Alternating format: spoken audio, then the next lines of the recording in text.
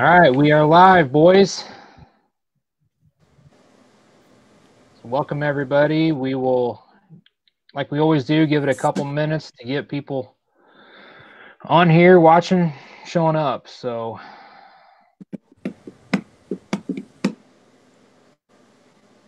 hopefully more than 3 or 4 people get on here. Ogle said he's been texting people all day telling them to get on, so he's got a good following. Been blasting all social networks. That's good. Instagram, Twitter, all the things that I've never done before. You been TikToking? Big TikTok guy. Don't have TikTok. As you're logging on here, folks, if you want to put in the chat where you're watching from, we always like to see where everybody's tuning in from. So normally we'll have, I don't know, a couple dozen states that tune in and watch, and so make sure you write in there where you're watching from. So it's always fun to see that. We'll give it a couple more minutes here. If you're just joining us, we'll give a couple minutes before we get rolling. Normally start about 5 minutes after.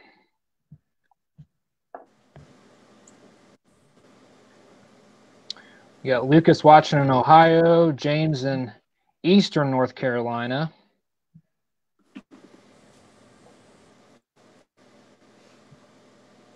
You got Tom watching in Michigan. Appreciate you guys all tuning in. Got Brad watching in Washington, just right down the road. You got Shelly in New Braunfels, Jason in Iowa. Appreciate you guys all watching. Mike Murphy in Illinois. Kurt in Ohio.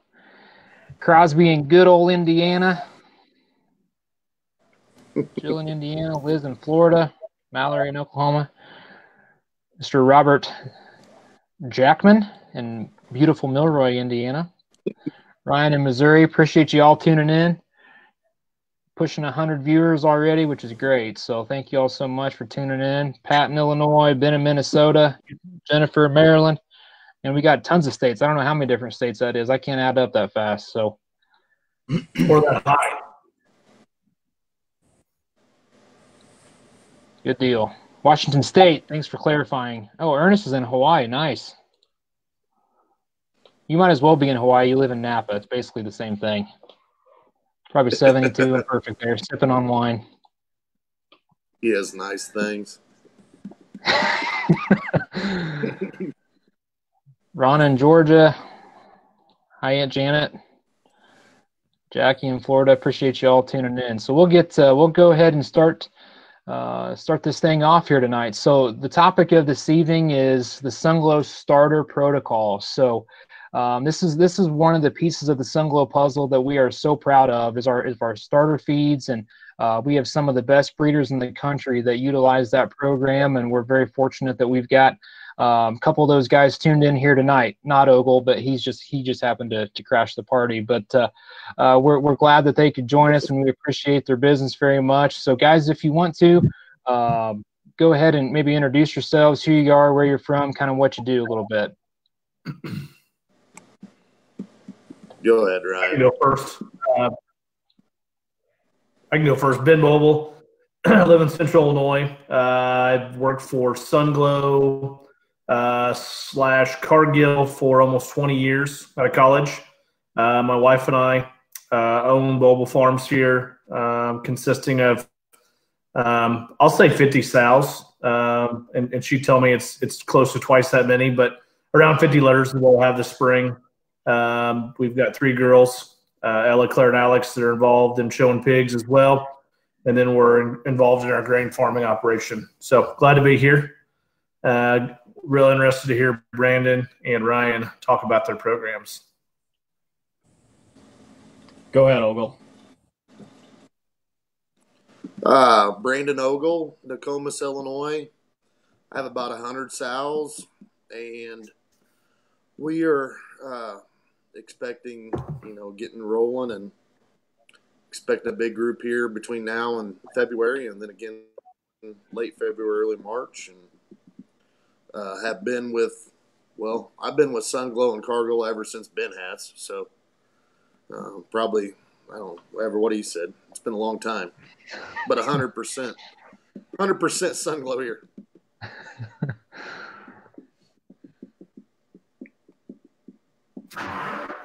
Go ahead, Showpigs, do it for a living. Do the best I can.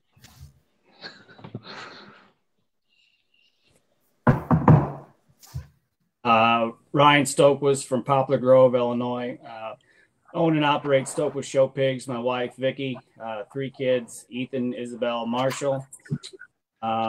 Enjoy what we do, and Sunglo as well as part of our program, basically since we got rolling. So excited to see how tonight goes.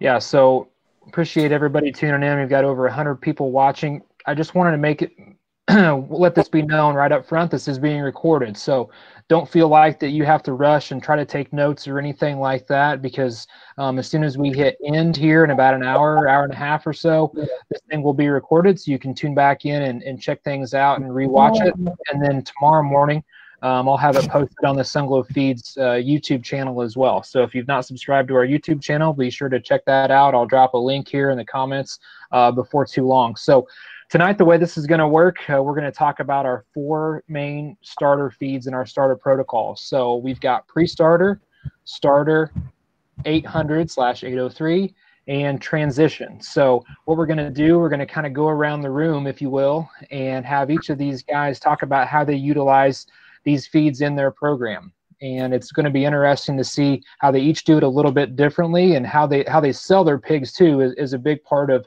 how they feed them. So each of these guys does things a little bit different when it comes to that as well. So I think you'll come out of tonight knowing that there's no wrong way to do this. There's lots of different ways that you can utilize the program and have a lot of success. And that's really what makes it different. And that really allows a lot of flexibility for a lot of different breeders across the country. So we'll go ahead and get started with pre-starter. I see Claire or LS, somebody back there creeping. I can't really tell.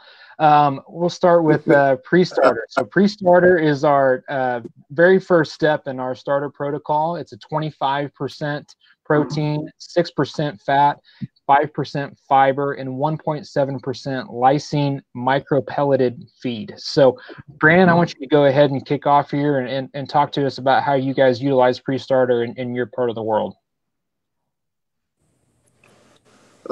We try to, and on the pre-starter thing, we try to do some creep feeding around 14 days or so of age.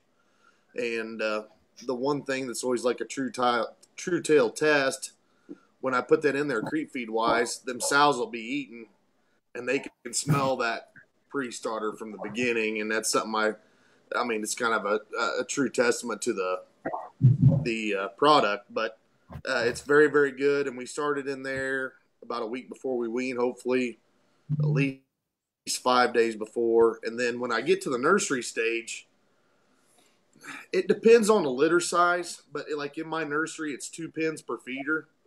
I would prefer to have a bag per litter, but if it's a short, we adjust according to size. And I mean, some of them may not get totally 2, some may get 2, and it also depends when we wean them, but try to do at least a bag of pre-starter per litter. And from my experience, I mean, it's been very, very good. I mean, something they eat and go to and get a very, very good start. Ryan, how do you guys use it? As we continue to grow and get more sows, crate space becomes more valuable. So pre-starter for us becomes a very important part of our creep feeding program.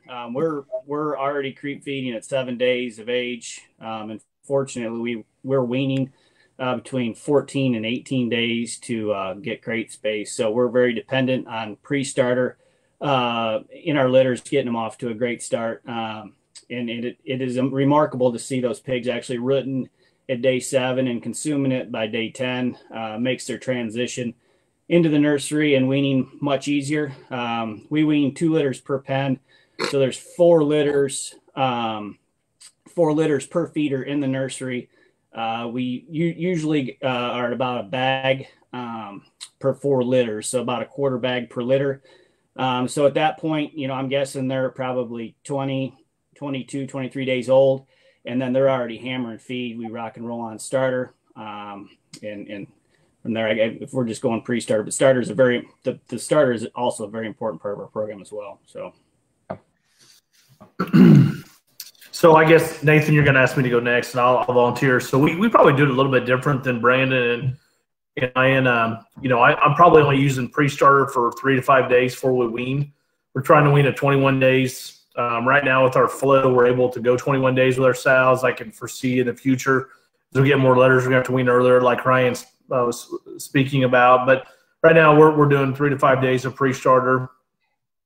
And then honestly, I don't within our system and our flow and the way that everyone has different bugs in their nursery and different bugs on their farm.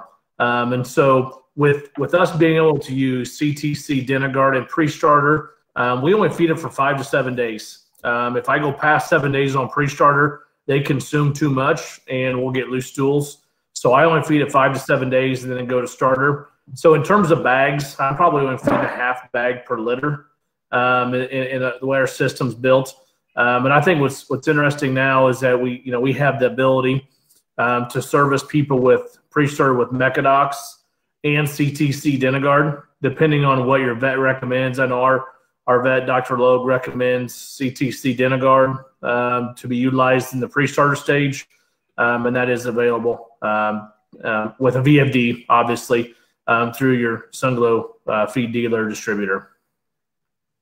Yeah, I think that's an important thing to know. Make sure you have those good conversations with your vet. I mean, there's nothing like having a really strong relationship with your vet, as I'm sure all three of these guys and myself included would say. I mean, that is a crucial part of raising high quality show pigs. So let's go ahead and jump into starter. I know Ryan, you were going to go ahead and talk about starter. We'll start with you on this one.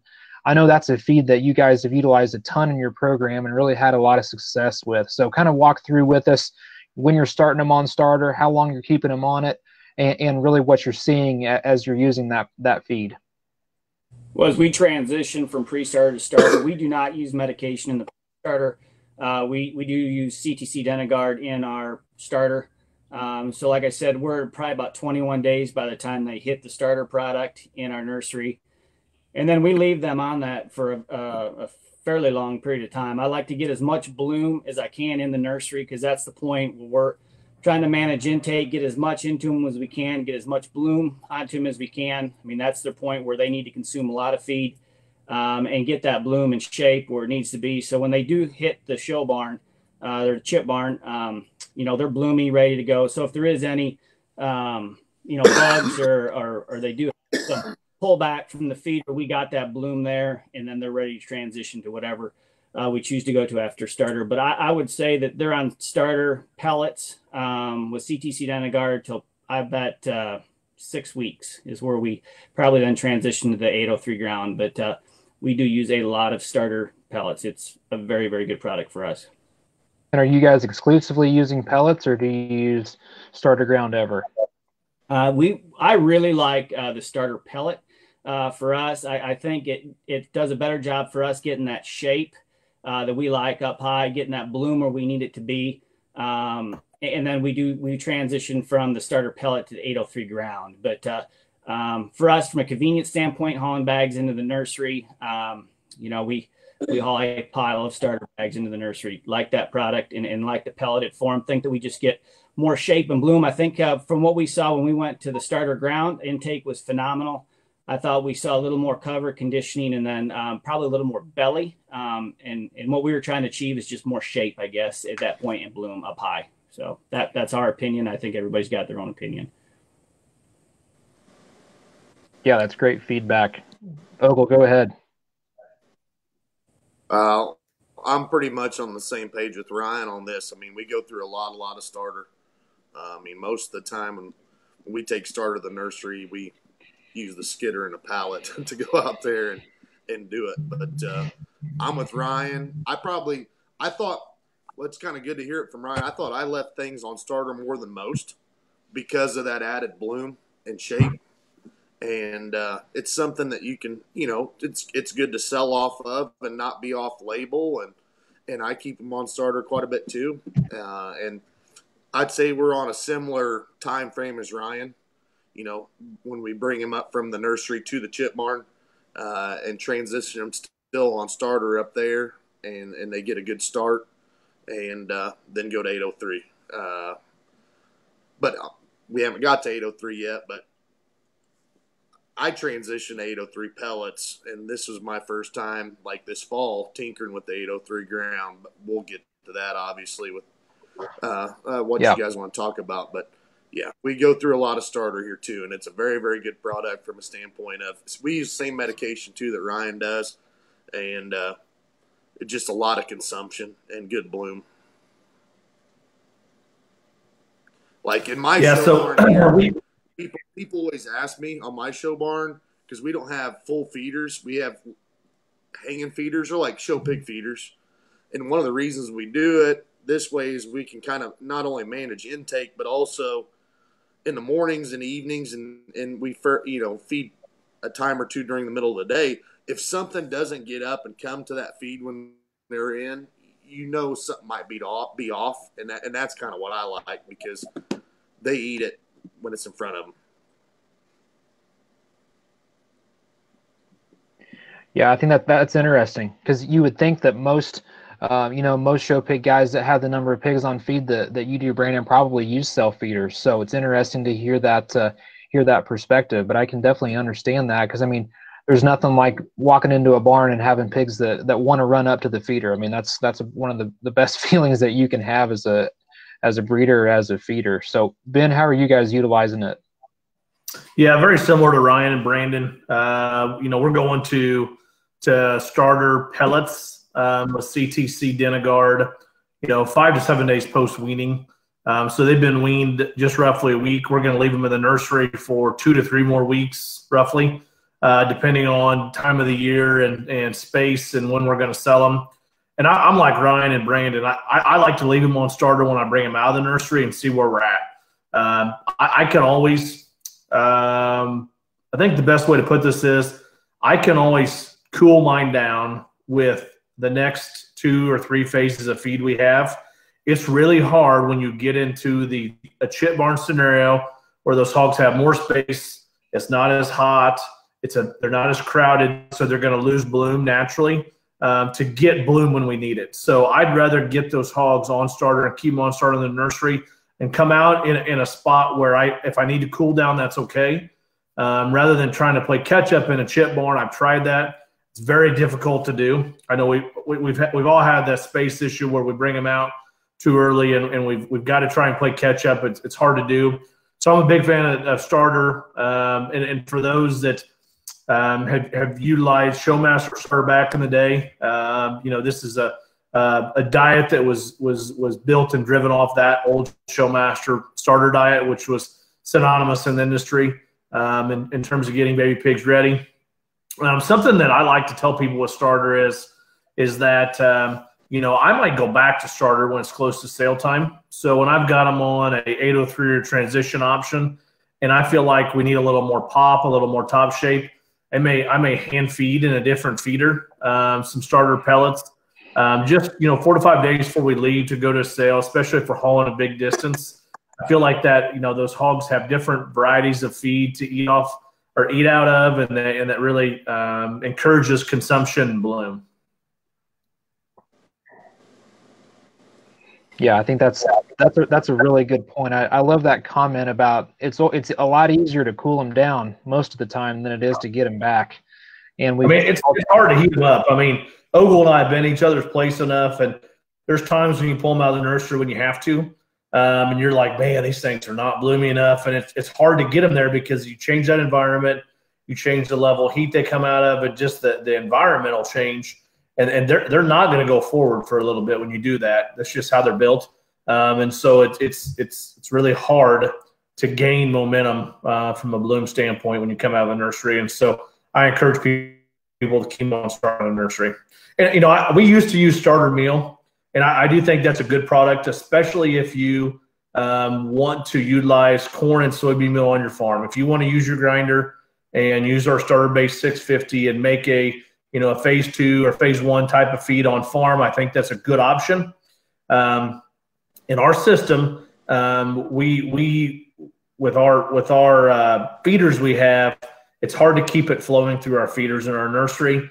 And so we choose to go with starter pellets. It seems like they transition better from pre-starter, and we just keep them on starter pellets. But I know that there's a lot of people that use starter meal and have good success with that, because I do think they probably eat a bit more being in the meal form, which makes sense nutritionally how it's built. And I think they will get a bit more belly on starter meal versus starter pellets. I agree with what Ryan said. We get more back shape and more bloom up high on starter pellets versus meal. So would it be fair to say that, knowing your genetics, that you could make that call whether or not, or if you're feeding purebreds versus feeding crossbreds, that you might want to be making that call as whether or not you're going to be feeding pellets versus meal? Would that be a fair assessment? I think so. And I think a lot of it is that, I think both diets are very, very, well, they're as close as you get nutritionally from a tag perspective, as well as what we put in the diet. I think, a lot of it is you're going to get very good performance on either product. A lot of it has to do with your ability to get it and how it flows through your feeder. So, I mean, if you have a grinder on farm and you want to utilize your own corn and soybean meal, it's a great option. If you want to buy a bag of pellets or a pallet of pellets or a truckload of pellets, you're going to get very good performance as well. Yeah. Well, we seem to have lost one of our friends here, but we'll go ahead and jump down into 803. And Ben, if you could maybe talk about the difference between 800 and 803, and then how you guys are utilizing that at your place. Yep. So 800, the 800 series is the original Sunglo baby pig starter phase. For those that remember Sunglo prior to Sunglo and Showmaster merging, there was an 800 series.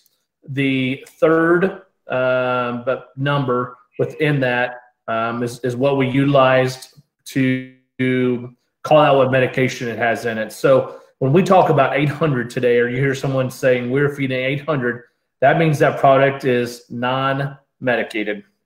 803 would refer to what we have termed as the baby pig 800 phase.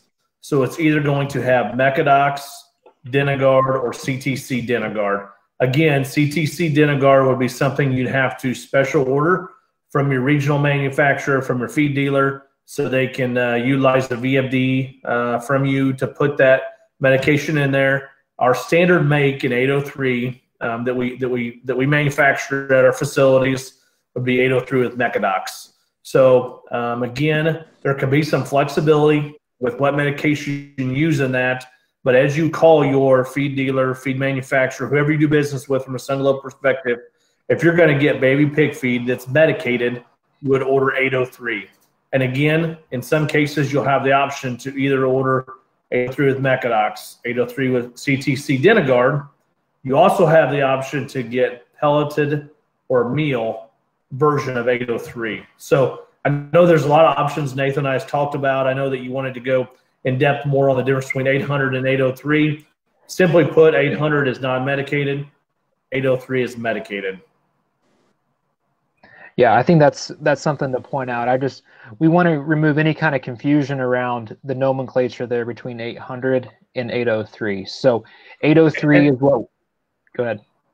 Well, I was going to say too, and for those that are familiar with our 811 product, which is something that's maybe being phased out a little bit, please don't get that confused that 811 is a baby pig feed. 811 has the same plane of nutrition as 800 and 803. It's just medicated with Paline. So it would have 9 grams of Paline. So it's built to finish market hogs and breeding gilts you're showing on. That 811 is not tagged, or shouldn't be utilized in a baby pig setting or scenario. Yeah, good point of clarity there. All right, so we'll go around again. Ben, since you were on a roll there, how are you guys utilizing 803 post-starter?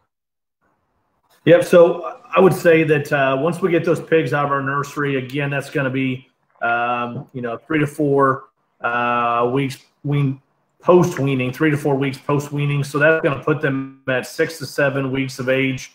Again, depending on if you're going to sell them at 8 weeks old, 9 weeks old, 10 weeks old, 12 weeks old, it doesn't matter.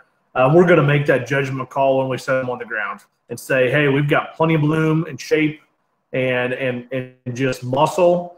We're going to switch to 803 meal. And in most cases, we will probably transition those hogs for 2 or 3 days in our chip barn on solid concrete with starter pellets, and then switch to 803 meal. And that's where from that phase on, we don't go back to pellets unless we're going to hand feed a bit of starter pellets. I like to get them on meal feed at that phase. And I know Brandon and I have talked about this in depth because he's always been a pelleted baby pig feeder, which is very, very good as well.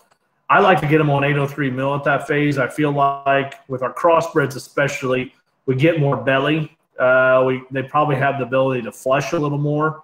And it seems like we really kind of grab a gear in terms of consumption when we go from starter pellets to 803 meal. And I think it's something important to remember. Pigs will naturally tell you by the way they consume and they act when they're ready to go to the next phase of nutrition. And I know that sounds maybe a little bit silly because they're actually not going to tell you. But their body type and their function and their ability to consume feed is really, I mean, you can tell by paying attention to the next phase of feed. I think that's really important to notice as you really do daily checks in your chip barn or your barn where you bring those pigs out of the nursery.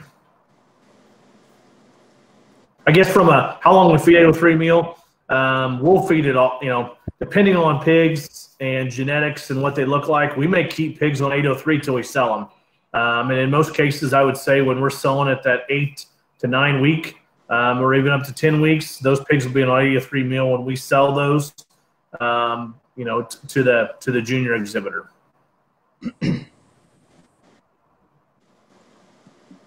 Ryan, how are you guys using it? So as we transition from the nursery to chip barn, like we talked earlier, they're on starter.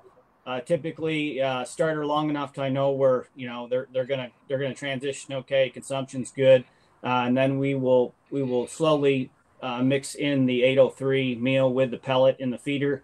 And boy, once they start hammering that, it's hard to actually hold a conversation in the show barn just because they literally pound that feeder all day long. It is a very, very palatable feed. Consumption's phenomenal. And that's probably my biggest problem. If I do have a problem with 803 is consumption is so good on them crosses that we've got so bulky now, they'll come together very, very quick. So we, like Ben was talking earlier, we don't really base anything off a time frame. It's basically just studying the hog. And once they've achieved the bloom and spread where we want, which sometimes does not take very long, especially on the crossbred side of it with 803, then we're already jumping maybe to an 18 or even a 16. So we typically sell pigs at 10 to 12 weeks. We're maybe a little later than most. And at that point, some are the Yorkshires are probably still on 803. And probably at that 8 weeks, they're coming off 803 and going to like an 18, the crossbreds are. But phenomenal feed. Consumption's great. Seems like stool is phenomenal on it. Very, very good product for us. Are you using CTC Denigard or 803, Ryan, mostly? Yes, we are using CTC Denigard in the feed. Usually we'll be running some kind of water meds as well. But yeah, when they're pounding feed like that and you got CTC Denigard going in, it seems like pig health, stool, everything is jiving at that point. That's where we're able to utilize. If we're not running CTC Denigard, sometimes we'll run some Tylen in there. If we are seeing some gut bugs come through, we'll switch to a Tylen. But at that point, we grind all our 803 on the farm, so we're able to jump around and use some different meds to, accommodate if we do have an issue in the chip barn. But that is something that if you got pigs that are coming out of the nursery that seem to be lackluster and just chub, once they hit that, they will bulk very, very fast. Very good product.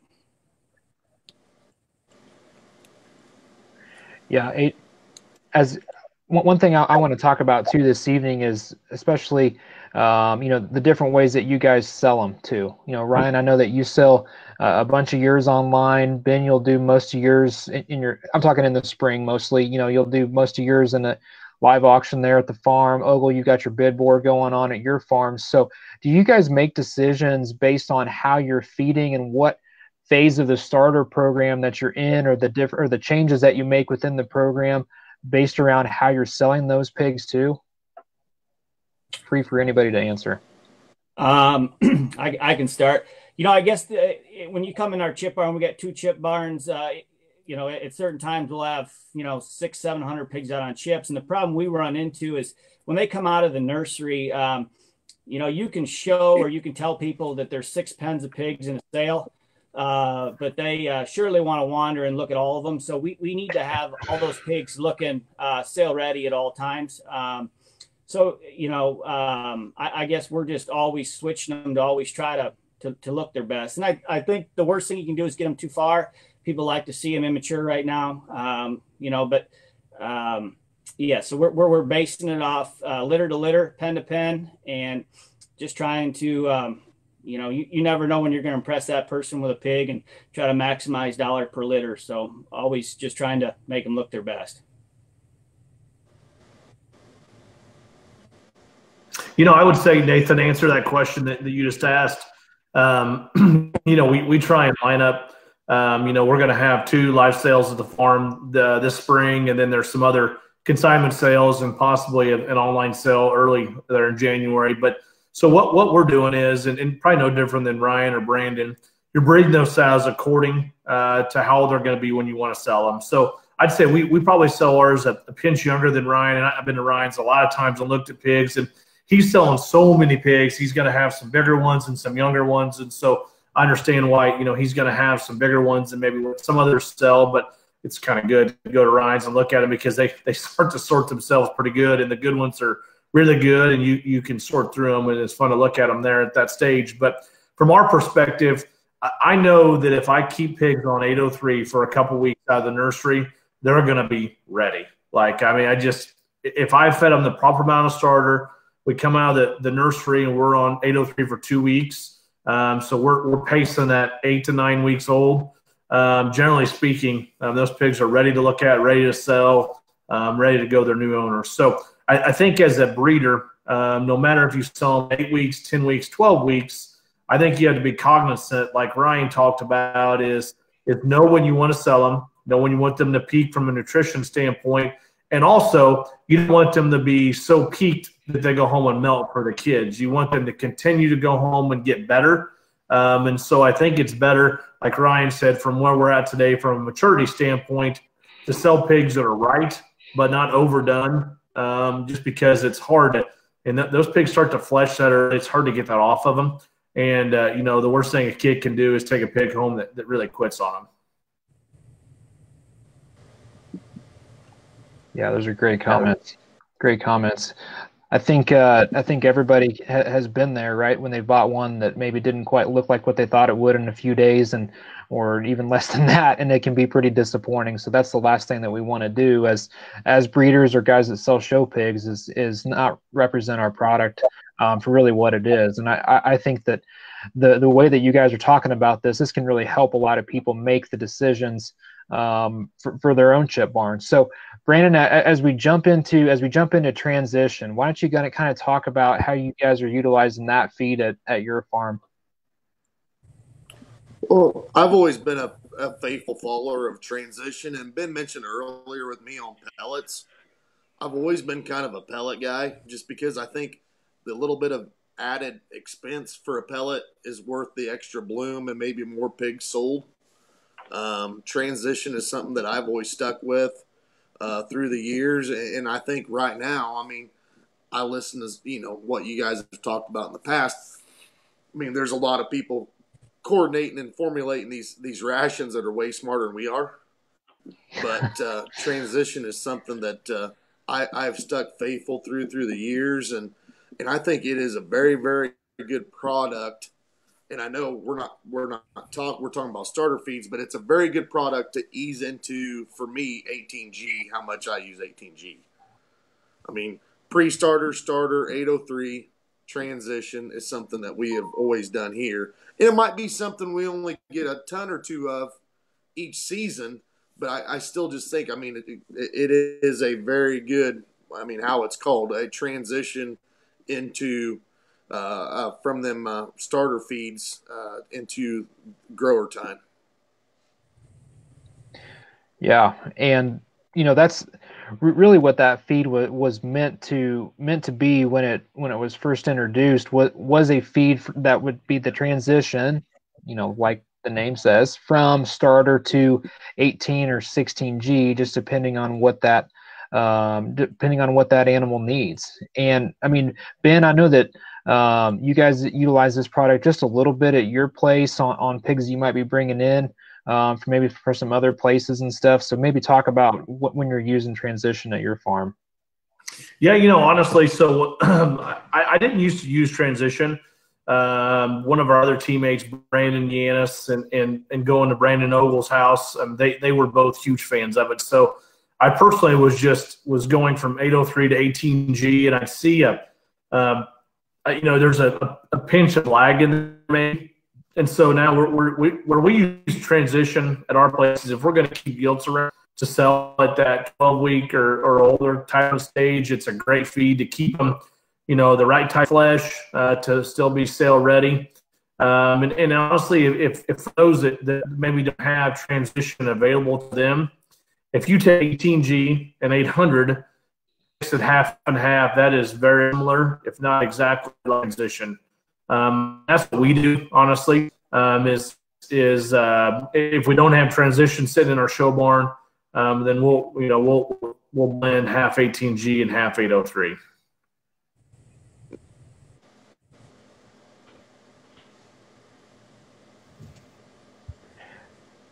Yeah, that's another good point. I mean, that's basically what that diet is, more or less. I mean, we're talking it's half starter, half 18G. So that's a great way, and it's also a great feed that you can send a young person that comes to your farm. Oftentimes you get people that come in, man, I don't have a bag of feed. What should we put them on? Every one of us has been there, either on the asking of that question or the receiving of that question. So transition is a great way that you can really keep those pigs rolling as they find their new home. I mean, it's what it is. It's a great transition feed. So with that being said, I know that we've got plenty of time here, so we're kind of through our 4 starter feeds. So really what I want to do now is kind of take some time to talk about the differences in how maybe you guys are marketing your pigs. If we talk about how we're going to utilize these products, let's say we've got an online sale coming up. We've all done online sales. Every one of us on this call has done those. What are you doing? How are you feeding those animals up until maybe picture day, and then while people are coming to look, and then when they get ready to go home? So I know it might be a little bit different for everybody. So if we want to go around the horn here, I think it'd be good for folks to hear how you guys are doing that.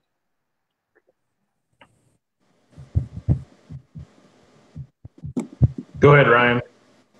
I guess pre-online sale, obviously, for a photo, you're trying to achieve as much bloom as possible. And that's basically, intake, where we're in that 800 stage, we're picturing on 800.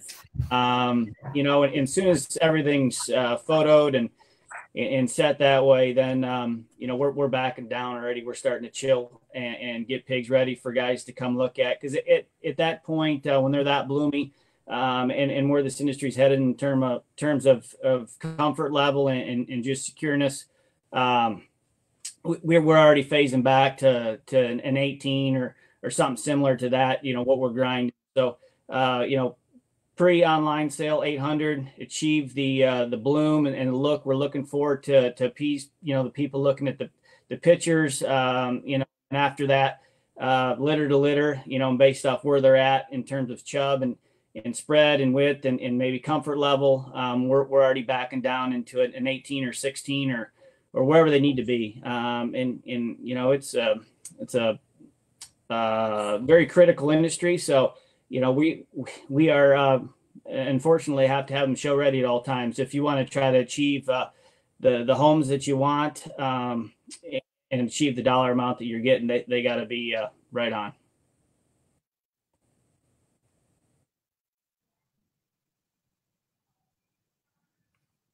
I wanted to show that photo there. I wanted to show that photo there for folks to kind of see. I mean, we've all seen the Stohlquist pigs and how, I mean, you can scroll through that online sale and it's just like cookie cutter, bang, bang, bang, bang, bang. I just love it. I love scrolling through those things and checking them out and seeing them. And, you know, you go there and look at pigs at your place and it's an incredible operation if you've not had the chance to drive up there and visit their family. But I mean, just for you guys to achieve that look from the side that you're trying to get, you know, how important is the show feed or, you know, the baby pig feed leading up to that phase? Obviously, genetics play a huge role. There's no doubt. But when you really start to split hairs a little bit, you know, how much emphasis or what percentage of the success would you say probably does come from the feed? Well, it's majority feed. Like I talked about, it all starts in the nursery. Well, it all starts at weaning. You know, those pigs, and no one understands there cannot be a lag time when you're trying to have online sales because we're set up every 2 weeks to have an online sale. So everything's got to jive. You know, they got to come out of the nursery. They got to hit the chip barn. They got to continue to eat. They got to keep blooming. You know, they got to be able to take a hit in terms of health with the traffic you're getting from sale to sale. So consumption's got to be good. Health's got to be good. So feed is very, very important that they continue to stay on feed, keep the bloom that they need for us to, you know, to appease all the people. I mean, there is a bajillion people that come through and look at those pigs and very critical. So they have to look their best. And you know, it's surely driven off consumption, you know, and you know, how that feed is working upon them. Yeah, those are great comments. Appreciate hearing that. Ben, you know, kind of walk through with folks how you guys are marketing your pigs and how you're feeding accordingly. And I'm going to pop one of your a couple of your pictures up here too for you to look at and comment on as well. Yeah, so I'd say it depends on the season, but I would tell you that in the spring we generally sell those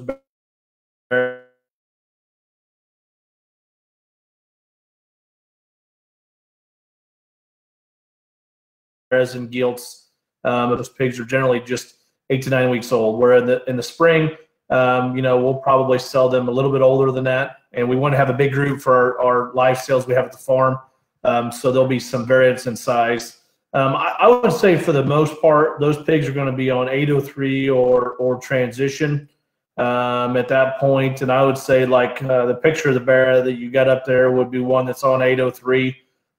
That actually would be an 8 week one that we took to sale last year in Texas. So for most part, they're going to be on 803 and pacing towards going to 18G. You know, we used to probably keep them on starter longer than that, and we just got too much muscle genetically. Where we're at now, we need to keep those hogs on 803 or a transition type of feed. And I'm like Ryan, I'm not scared to go ahead and put them on 18G or 16G if that's what I think they need, right? So I think as a breeder, you know, we have to make that decision at our farm what's right for the pigs and what's going to help them continue to, you know, to develop appropriately for those kids as they buy them. And there's nothing more frustrating than getting pigs too stout. So I think that a key thing, and I know Ryan's keeps hammering home on it, and so did Brandon, and it's something that we do as well, that if you feel like those pigs are getting too much on a feed, don't be afraid to change them. I mean, they don't have to be on a hot baby pig feed to sell them and get good homes and keep them sale ready. Do the right thing for the pigs and for the exhibitors that are going to buy them. Just because, I mean, those pigs, we built them to be, you know, so incredible in terms of bloom and width and muscle. And yes, we've made their skeletons as good and pliable as possible, but we're asking them to do something that's physically impossible in terms of going from a hot nursery to a perfect chip barn and asking them to look perfect at 8 to 10 to 12 weeks old. So there, and then on top of that, we bring in disease pressure from people coming to look at them. So make sure that when those pigs are telling you to switch to a calmer feed, do that appropriately. It's great feedback. Brandon, I know you guys have used that bid board deal in the spring, your open house. That's always a great event there. How are you getting those pigs ready to sell? Because it's a little bit different maybe than having an online sale, right? You've got eyeballs there on sale day. It might have a little bit of a different feel than having an online sale. So for the folks that are, as we move to, it feels like we're having some kind of a shift in the industry to more on-farm sales or more live sales, which I myself really love. And I think that Brandon, you've had a lot of success in doing that. Kind of talk through what the feed program is for those pigs that you're going to use in your open house. I'm so cutting edge, Nathan. The time will finally come back to me because but here's the thing with like what Ryan and Ben were talking about, and we all know each other's programs. And I throw a little bit of different perspective into it because Ryan and Ben have more muscle bred in their sows than I do. I'll be the first one to say that. So that's why I drag my feet maybe a little more on the pellets and the starter and do it a little longer because I don't. Trying hard. But like Ryan was saying in the fall time, I love selling pigs in the fall. And when I first started doing this, it's been almost 9 years now doing it full time. The decision making was being able to sell as many pigs in the fall as I do in the spring. But in the fall time, every day is sale day. And me and Ben are on a very similar sales schedule as far as we're in the same sales and we're prepping at the same time, but we're also selling pigs off the farm. So they like Ryan was saying and Ben said, every day is sale day. I mean, something you don't know. I mean, it gets so random in the fall time because there's really not a schedule. In the spring, we have more of a set schedule. Okay, we're going to have a sale this day, maybe sneak in an online one or go to a consignment deal. But in the fall, you don't ever know, hey, I'm an hour out. We're going to stop by. You don't know. So things got to be ready to sell. And I that's where we utilize the starter and 803 so much in the fall. In the spring, talking about the way we do it, which has always been like an open house bid board deal, we have gotten so cutting edge now. It's an online virtual bid board. But again, it's hard. It's a little harder for me to manage, and I probably do a better job in the fall than I do in the spring because there's so much going on. But in the fall time, or in the springtime, we have more of a set schedule. Okay, we're going to have a sale this day. We're going to start letting people in 10 days before or a week before, and then we can kind of adjust. Okay, again, starter, too much bloom, maybe back off, go to 803. And one thing that I want to mention, I kind of hit on it earlier, and then when we were talking about 803 a while ago, this was the first fall that I talk about being a pellet guy. But this was the first fall I used 803 ground. And it is a legitimate game changer. It does different things. I mean, from a standpoint of fill and softness, I really liked it. And I've been tinkering with it now. I'm feeding it to ones that I probably shouldn't be that are older and heavier just to see what it'll do.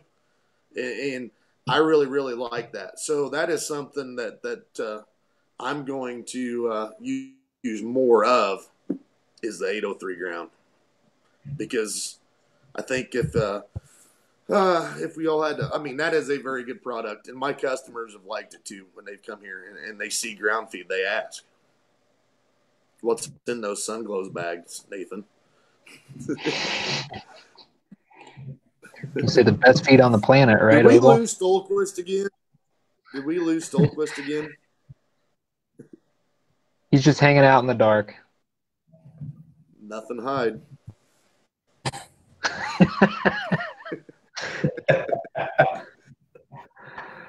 Am I not? No, you're good. Oh, You're good. come on, Ogle. Well, it's weird. We've really not had many questions. When I say we've not had many, we've not had any, A and Y. You guys have done such a good job describing how you utilize the program that it's been perfect, and we've answered every question that anybody could ever think of. So, we've got about 10 minutes here before we hit our hours. So, I got something. Yeah. Hey, Nathan. Yeah. So I think something else that's important. I know Ryan talked about utilizing it at his place, and we don't anymore. We used to grind feed at our farm, and we're actually getting ready to sell the old feed grinder. I'll be honest, not going to be a sad day when that thing goes down the road, because that was always my job. Trying to find time to grind feed is challenging with a job and kids and everything. So, but for those that do have a feed grinder on farm, important thing to note is that we do have a very good product, starter base 650, which I know Ryan mentioned. He grinds an 803 meal at the house. It is a 650 pound base inclusion that you utilize with corn and soybean meal and oats, fat, and then your medication of choice on farm. You can make a phase 1, a phase 2, a phase 3. Phase 1 is going to be somewhat similar from a tag perspective to starter. Phase 2 is going to be similar to an 800, and then phase 3 would be a transition. So to make phase 3, you'll need some show base as well. But I wanted to make sure we made mention of that. It's a great way when you have a feed grinder to utilize your own corn and bean meal on farm. You can save some money by doing that, and you're still getting a extremely high quality product. Yeah, Ryan, heck, if you'd like to maybe speak on that a little bit about what it's like to have some control over the rations that you guys are making from a feed mixing perspective. Well, from just a volume standpoint of having so many pigs on feed at one time, it allows us to change the diets up a little easier, versus trying to get feed orders in and get things moved around from an organizational standpoint. So, we have multiple bulk bends, and we can grind, several different inclusions and several different meds. Like Ben and I talked, the CTC, the Thailand, it allows us to change up meds as well, at the farm. So it is very, very helpful to us being able to grind farm. So, that's one of the main reasons we do it, just from a volume standpoint. But I think it's a very versatile tool for a lot of breeders to be able to take advantage of, or even guys, buying a fair share of those young pigs if you want to, mix your own. Like Ben said, if you have your own corn and bean meal. So.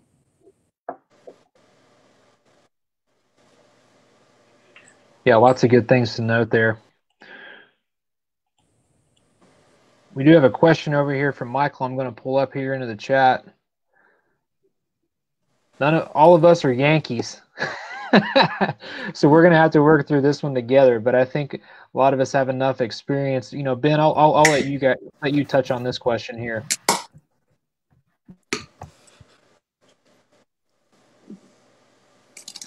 Ben disappeared. Wait a second, I'll let him get back on here. So the question here is, what have you guys noticed in your starter feeds being fed in warmer weather like the South? I would say that you can feed it just the same. The only thing that I would say about that is you're just going to want to make sure that you're paying attention, not so much on what the tag says on that feed, but really how you're feeding it to your genetics, and not feeding so much, just like what Ryan and Ben have said quite a bit tonight, and Ogle too. We're not feeding based on a certain timeline. We're feeding more based around what that animal is giving us. So make sure that you're paying more attention to really what that animal is telling you. And if things are starting to get tight or things are starting to get out of bounds, don't be afraid to back off just a shade if you feel like you need to. Ben, feel free to add into that if you see fit.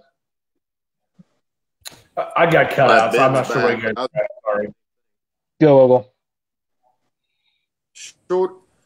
Down in the South, it's like you said, we're all Yankees, and we don't necessarily have that environment. But I'd say down there, it's going to be a little bit of a shorter window on starter, just because it's warmer. And again, anything on that transition of temp and length. Again, Ryan was talking about earlier about the when they're farrowing and weaning, it's the same thing here. But when you don't in the summer, that transition so much, summer and fall, so much easier here, because you have The nursery doors are open. The ventilation's better. Everything's consuming better. And I think the only thing that may change down in the southwest or southeast would be a little bit shorter window from starter at 803.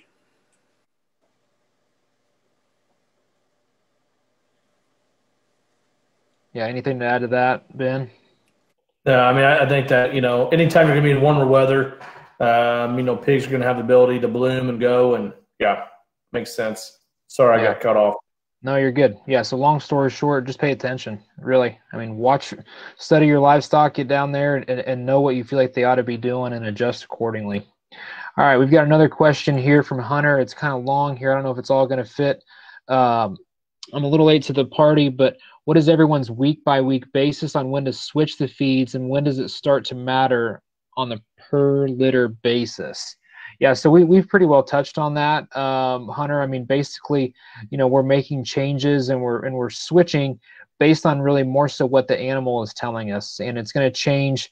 For some litters, it's going to change on a almost day-to-day basis. You're just going to be having to pay attention, and I would say, not to speak for the other three guys, but really it's more so about understanding your genetics and knowing how they're going to feed accordingly based on the amount of muscle, shape, and the amount of bloom that they're able to put on.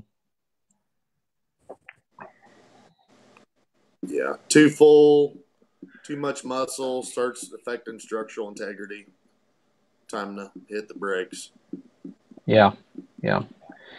So really, I mean, you could really sum up, between starter 803 and transition. I mean, starter, it's for if you really want to be simplified here, starters for pigs that can handle a higher protein, a hotter diet, more protein, more lysine. And I mean, if they are already structurally maybe on the edge or have gobs of muscle, you're not going to have to be on starter as long. 803, if you've got pigs that have plenty of muscle, don't be afraid to back them down into 803. And if you've got ones that are way too much already as babies, there's no rules that say you can't start them on transition earlier. Make sure, like what Ben said, that we're doing what's best for the animal and then ultimately what's best for the exhibitor as well. So let's not overthink this thing. I know a lot of us can really start to overthink sometimes when it comes to getting baby pigs ready, because there's a lot of pressure, right? We want to sell them, for as much as we can, but at the same time, we want to make sure we're doing what's right for the animal. Hi, Tanner. Thanks for saying hi.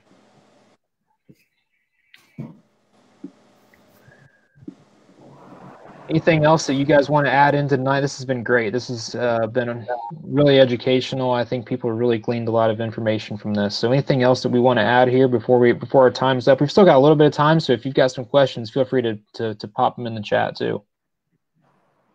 I can. Ben and I have talked about this for a long time. There's no rocket science on this. I mean, the biggest thing on feeding is not knowing what something somebody else don't know. It's just knowing to hold them, knowing to fold them. Like you were saying, we were just talking about adjustments and rolling back or hit the brakes or whatever. I mean, it really is not rocket science. I mean, you just got to see and adjust accordingly and roll on. And I think, again, anybody, I always say if anybody can do it, if I can do it, anybody can do it. I think if I was to touch on anything, I think obviously. And again, Matt, thanks for having me. I appreciate it. I just appreciate you quit cutting Ryan off. That's what I'd really appreciate. I can't hear Ryan or see Ryan. Really? No. Hey, Ogle. Hey, Ryan wants to talk. Let him talk, please. Oh, there's old nothing to hide. Nothing hides back. He's been here the whole time. Oh, my. I guess if I was to touch on anything, I guess. As long as you keep talking, Ryan, I'll stay logged in, brother. Keep on going.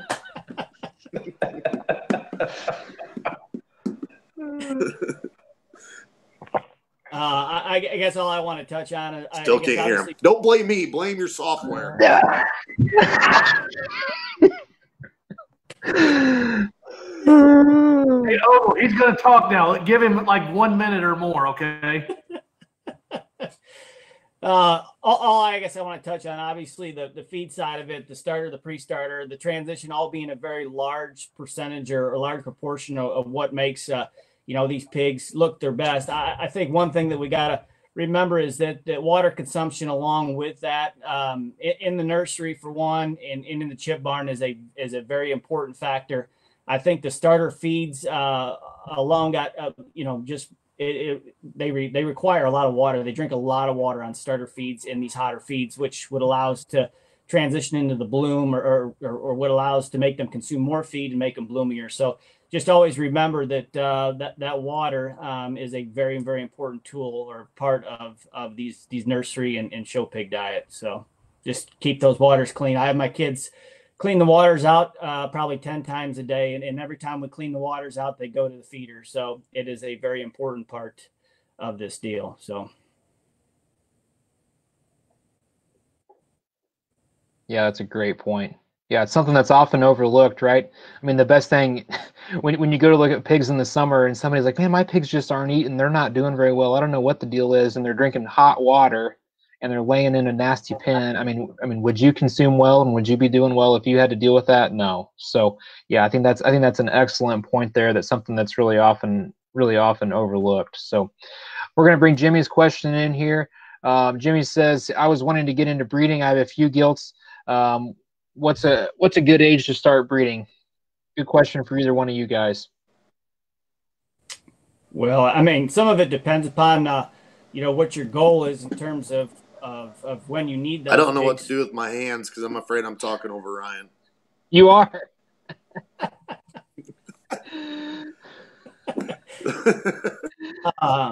Just depending upon what your goal is in terms of getting that litter on the ground. When's your peak standpoint of getting them sold, or where's your end point going to be? But for us, from a maturity standpoint, if we can let them, get a little older, you will reap the benefits in terms of maturity. Just in terms of pelvic maturity and just overall maturity of the animal. The older we can get them, obviously from an economic standpoint, it's not as economically correct to probably let them get older. But from a show pig side of it, I think the older we can let them get and more mature we can let them get, I think we'll reap the benefits of farrowing ease and all the things that go with it. So I really don't know how to answer that to be correct, but I think you have to base it off just the animal itself in terms of her frame score, where she's at in terms of body flesh, her pedigree. There's several things, the weather that you're dealing with. There's a lot of variables there, but I would say maturity is a good thing, going to play in your advantage. So I guess hopefully that covered the basis there. I'll let Ogle in. I'll get him off mute so he can comment here, so he doesn't talk over anybody. Go ahead, Bo. I won't talk over anybody. I can't hear. You can't hear? Can you hear me now? No. Are we still on Jimmy's question? Yes. Is that what we're on? Okay, yes. Good. I could see the subtitles from Stohlquist, even though I was muted. And being serious, I did not know I was talking over anyone. So, Ryan, my apologies. But with what Stohlquist said, I mean, maturity, we've got to play this game a little harder than we have before, on knowing things are ready. If they're cycling on their own and whatever, we could still realistically have a litter at 12 months of age. I mean, if you're having to force them or push them on feed or they're not big enough, you're better off long-term just to roll them over. That's Ben, what are your thoughts? I mean, it's boy, this is it's a good question. Depending on genetics, maturity, what your end game is from when you want to have a litter and what your show goals are. We won't farrow a sow older. We won't farrow a gilt until she's at least 12 months of age. And quite honestly, with the amount of sows and gilts we have, we're now moving most of those to farrow at 16 to 18 months of age. But that's a judgment call, and that's what we've done here at our place. So I would encourage you to talk to the person who bred your gilts and ask them some questions around that, and then make that call. I'm with Ogle though. If they're naturally, from a livestock husbandry standpoint, if pigs are naturally cycling, I mean that is their way of telling you that they're ready to be bred. But I think it's important that you make sure they're big enough, mature enough, and then you breed them according to when you want to have litters to hit that target goal of yours. Yeah, very good comments. All right, we've got another question here. Jason, we see your question about feeding your gilt. The Sunglo rep, Brad Mabry down there, I love his answer about feeding smooth there. That sounds like the right choice. We're going to bring Aaron's question in here. Okay. I'll read the whole thing since it got cut off. I understand changing feeds based on the baby's needs. However, turnaround time to get pre-starter, starter transition in my part of the country can be a while. Is there a pound per head per litter that can be used to plan on quantity for each breeding season? Ben, go ahead. On the spot.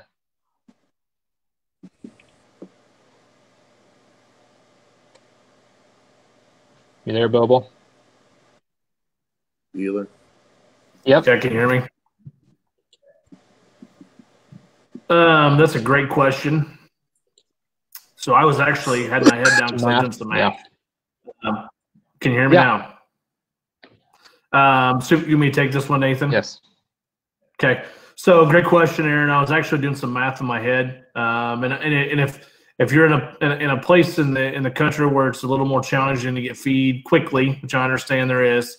I would say that if you're planning to have, let's just use a couple litters as an example. Our rule of thumb has always been a bag of pre-starter per litter, 2 to 3 bags of starter per litter, and then I would have 803 or transition on hand after that. And if you plan that way, you're probably going to keep yourself out of the ditch. So if you did 1 bag of pre-starter, 3 bags of starter, 3 bags of 803 or transition per litter, I think that's going to be a pretty safe place to start. And that's doing rough math. Again, when I say litter, I'm basing it on 8 to 10 pigs born in a litter, which I know there could be some variance on that. I don't know, Ryan or Brandon, if you guys do any math at your place to where you kind of just gauge on number of bags per litter. I know it's challenging. That is a great question, Aaron. I want to try and help you. I want to try and help answer that for you. No, I'd say you're spot on there, man. I mean, that's how we roll.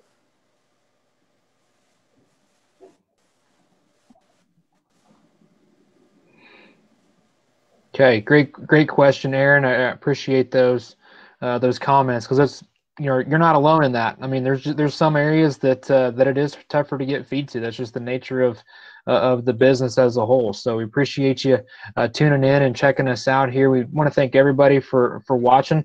Again, if you weren't able to take notes as well as you would have liked, don't worry because this is being recorded. And as soon as I hit end here, this thing will be recorded that you can come on back to and check it out. So it's also going to be on our YouTube channel.